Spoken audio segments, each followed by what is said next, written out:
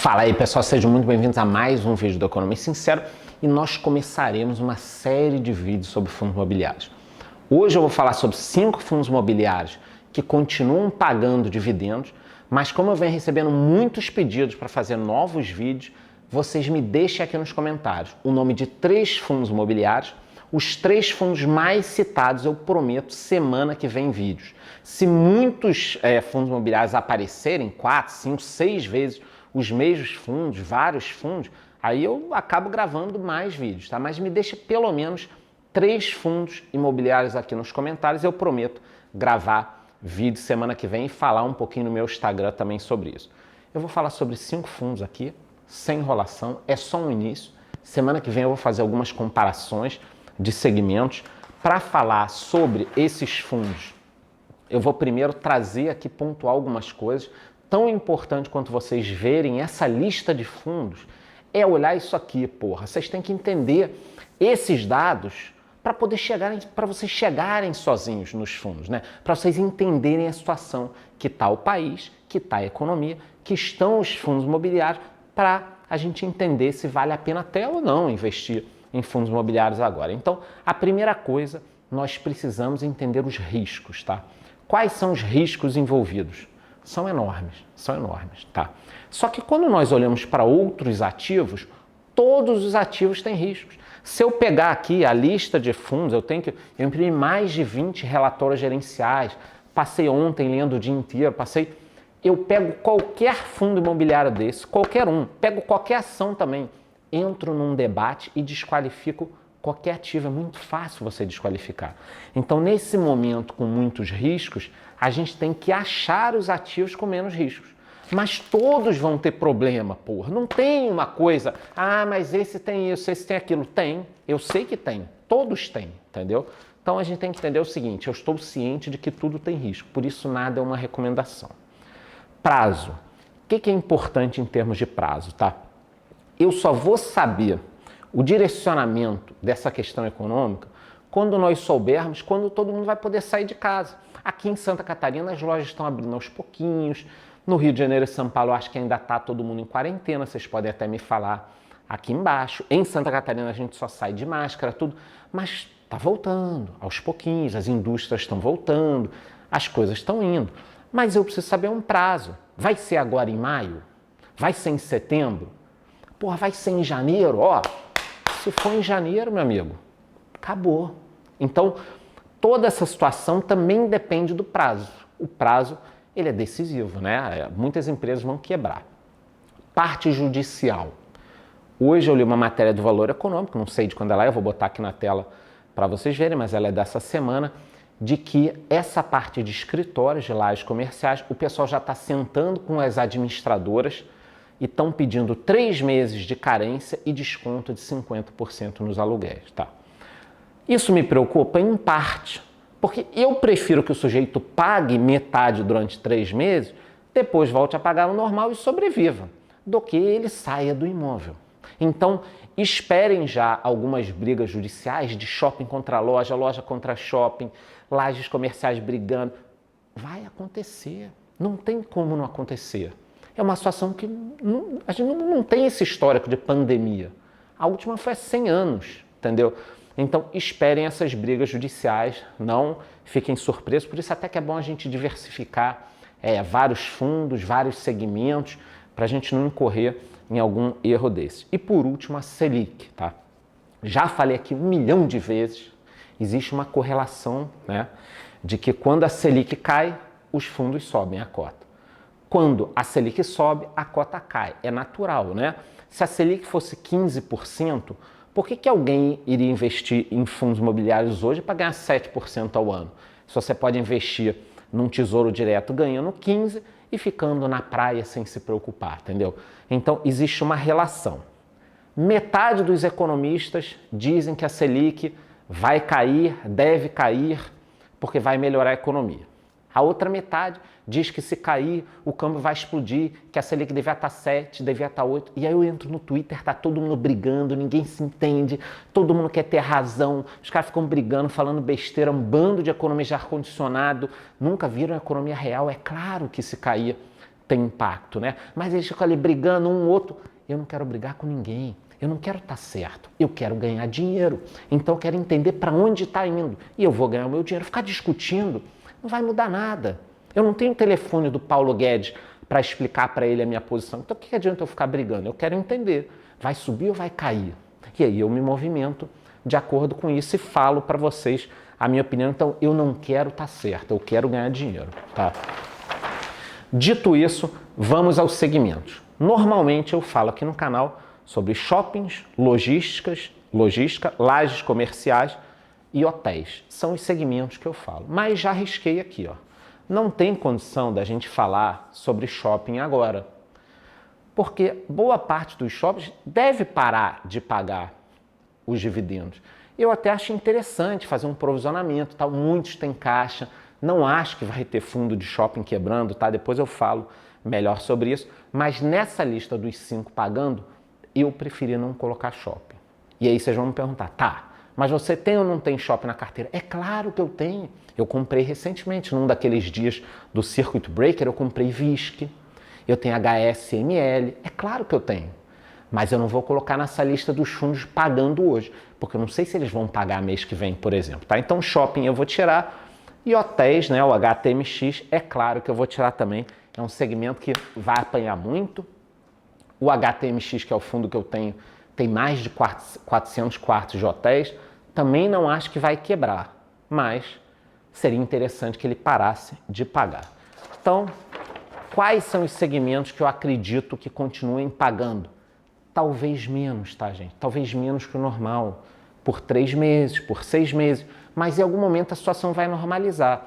Ah, Charles, mas e se não normalizar? Cara, se não normalizar, ferrou tudo, porra. Ferrou tudo. Não é só isso aqui que vai ferrar a indústria, aí vai ferrar tudo, aí qualquer coisa que você tiver vai dar problema, a não sei que você tenha ouro, tem outras coisas, que eu tenho também, tá? Mas vamos lá, quais são os segmentos então que eu escolhi? Logística industrial, né? Porra, o segmento de e-commerce está vendendo bem, as indústrias ainda têm que produzir, aqui a indústria está voltando. Então vai ter uma dor de barriga aqui? Vai, mas continua. Lajes comerciais, pô, vão pedir um desconto? Vão, mas vão continuar funcionando? Vão. Mas é um segmento que vai mudar, vai ter muito home office, mas vai continuar tendo também lajes comerciais. Talvez a velocidade de construção diminua, mas vai continuar tendo lajes comerciais. E agências bancárias. Agências bancárias, nesses meses ou anos que eu venho falando aqui, eu nunca incluí fundo de agências bancárias, nunca incluí. Inclui aqui, inclui até um meio polêmico, porque ele vai ter algumas mudanças, mas está pagando, E volto a falar, todos os fundos que eu coloquei aqui, se você quiser olhar e colocar uma lista de problemas neles, você vai achar. Mas a gente pode achar em qualquer um. Então, dito isto, agora vamos finalmente aos fundos e aos relatórios. Então eu vou começar aqui com um velho conhecido de guerra, GGRC11, tá? Então vou colocar aí para vocês GGRC11 na tela para vocês verem. Então vocês estão vendo aí, eu já falei, a gente já conhece aqui o GGRC11. O perfil dele é metade praticamente industrial, 60% da parte industrial, 40% logístico. Interessante que a gente tem aí o vencimento dos contratos, né? Praticamente aí tudo, na verdade tudo, após 2025, né? São excelentes inquilinos, Nissei, Hering, Ambev, Suzano, Copobras. Então assim, volta para cá, produção. Eu não vou falar muito do GGRC11 porque ele já é um conhecido de guerra aqui. Inclusive ano passado, quando deu um problema com o fundo, né, na parte da administração, gestão, eu fiz um vídeo defendendo e segui comprado. Estou comprado até hoje, tá?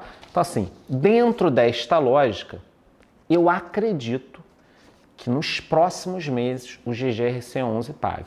Vai pagar a mesma coisa? Não sei, mas deve continuar pagando. E qual é o nome do vídeo? Fundos imobiliários que estão pagando. Então, se ele está pagando, tá? Então, eu acredito que dentro deste fundo, tá aqui o relatório, ele continue pagando, tá? Número 2, um fundo que foi muito citado da última vez que eu pedi para vocês me indicarem fundos e que eu nunca falei aqui no canal. ALZR11, tá? Que é o Aliança, todo mundo conhece, inclusive eles soltaram uma carta aí essa semana, representando 6 dos 7 ativos de titularidade do fundo, aproximadamente 80% de suas receitas, foram pagas nos vencimentos. Ou seja, os inquilinos estão pagando. Os inquilinos estão pagando. É um fundo que eu vou fazer um vídeo em separado, mas o que eu separei aqui já para vocês? É um fundo que tem caixa. Se ele tem caixa, ele pode aproveitar boas oportunidades, tá? Ele pode encontrar empresas que estão apertadas no momento, e aí o que eles fazem? É aquela operação de comprar a empresa e alugar para ela mesma, tá? É o tipo de operação que eles fazem. Eles têm contratos longos, são 7 imóveis, ótimos locatários, inclusive eles têm aqui ó, a receita por faturamento de locatários, são só locatários de faturamento de bilhões de dólares. Da parte da divisão, eu já coloquei aqui, né, ele na área de logística industrial, mas ele também está na parte comercial, porque 48% é da parte logística industrial, mas 52% é da parte comercial. Ou seja, nós temos aqui um excelente fundo, e eu não estou falando ainda de preço da cota e do valor dos dividendos. Eu estou falando fundos que continuam pagando, tá? É um fundo que tem tudo para continuar pagando. São segmentos diferentes, são excelentes sacados, BRF, tem outros bons sacados que eu vou colocar aí na tela para vocês. Então assim, gente, é um fundo que provavelmente continuará pagando, sendo de 2 segmentos diferentes, né? A parte logística industrial e a parte comercial. Seguindo aqui ainda, nosso terceiro fundo tem o mesmo perfil. Ele é logístico industrial, mas ele também é da parte de edifícios. Se você não estava na Lua, se você estava na Terra e já viu alguma coisa sobre fundos imobiliários, você conhece ele, KNR11, o gigante dos fundos imobiliários com quase 4 bilhões de patrimônio. Como ele já é muito conhecido, eu vou só colocar aí na tela para vocês esse resumão. São 19 propriedades com 10 edifícios, são 83 contratos de locação e mais de 50 inquilinos, tá? Quase 52% logística, 48% escritórios, tem contratos típicos e atípicos. Depois eu vou gravar um vídeo para vocês só sobre isso, porque eu recebo muita dúvida. E um detalhe interessante aqui, deem uma olhada, ó. 73% dos contratos vencem após 2023. Eu acredito, volta para cá, produção, eu acredito que em 2023 essa situação já esteja resolvida. Então, nesse primeiro bloco de 3 dos 5 fundos que nós escolhemos, logística, comercial com logística. Então, é um bloco de fundos que são interessantes. Ah, mas com isso eu não fico muito concentrado em logística? Não, porque os 3 têm logística, mas 2 têm a parte de lajes comerciais, de edifícios. Então, você não está muito concentrado em logística, tá? Então, dito isso, quais seriam os outros 2? Eu poderia escolher outros de logística, mas aí ia ficar muito em cima de um setor, tá? Interessante. Tanto o KNRI quanto a LZR não tem o mesmo perfil, de locatário, tá? Não são as mesmas empresas e tudo mais. Dando seguimento, então, em escritórios, nós temos o KNRI e o ALZR. E eu incluí o Vino, é o fundo da 20, tá? Esse fundo é de escritórios, tá? De edifícios comerciais, lajes comerciais, como vocês queiram chamar. Ele não tem logística, ele é só de edifícios comerciais. Algumas características, né? Ele é administrado pela 20 e eles também têm parte dos imóveis, eles também são locatários. Então, eu acho difícil que eles não paguem a eles mesmos, tá? Então, 33%, o que era um problema, virou uma coisa boa nesse momento, né? Eu vou colocar aí para vocês, vocês podem ver que 33% do fundo, eles mesmos são os locatários, tá? E aí a gente tem CIA, tem DHL, tem Renner, mas tem um problema aqui, tá?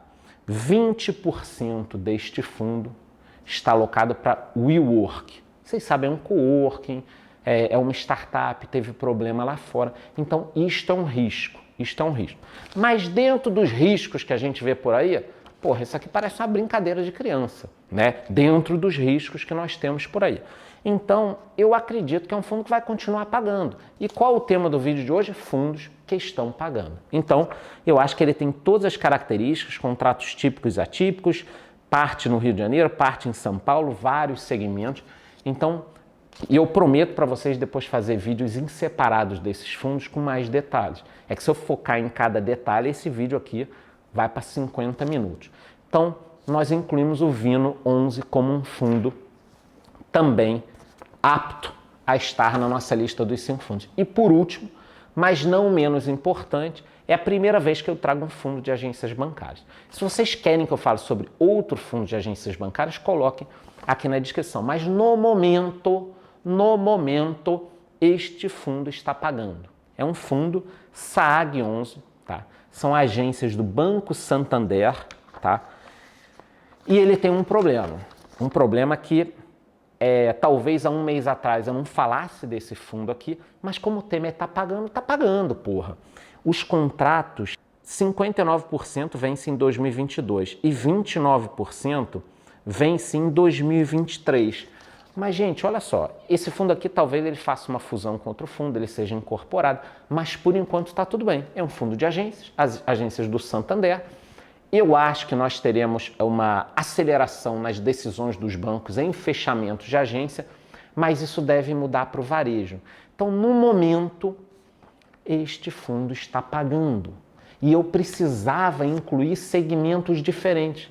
Então, vocês perceberam? A gente colocou um que é só logística, 2 que são logística com lajes comerciais, um que é só de edifícios comerciais e um que é de agências bancárias. Então, isso não é nenhum tipo de recomendação, mas isso pode ser o coração de uma carteira de fundos imobiliários que vai seguir tendo algum tipo de renda. Então, se esse vídeo aqui, a ideia do vídeo, era preencher essa lacuna de fundos imobiliários pagando, talvez até o final do ano você consiga que esses fundos paguem, a não ser que nós tenhamos um problema muito grande. Aí um problema muito grande também vai atingir tudo. E por último, eu quero colocar aí na tela para vocês uma tabelinha, vou colocar aí, tá? Que é aquela tabelinha da minha carteira, já incluindo esses fundos. Então vocês podem ver aí essa tabela, eu vou jogar ela lá no Telegram de fundos imobiliários que a gente tem, o link está na descrição do vídeo. Então a gente tem aí quanto foi a variação em 2020, em 2019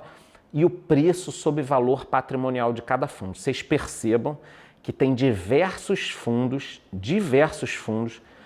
que a cota está abaixo do valor patrimonial e que eles estão pagando um yield muito interessante. Volta para cá a produção. Gente, isso aqui pode ser uma grande oportunidade. Vai todo mundo deixar para entrar no mercado de fundos imobiliários quando isso aqui tiver 1,20, 1,30 de novo. Então, muito cuidado. Eu não estou recomendando que ninguém compre agora. Eu só recomendo que vocês estudem, tá?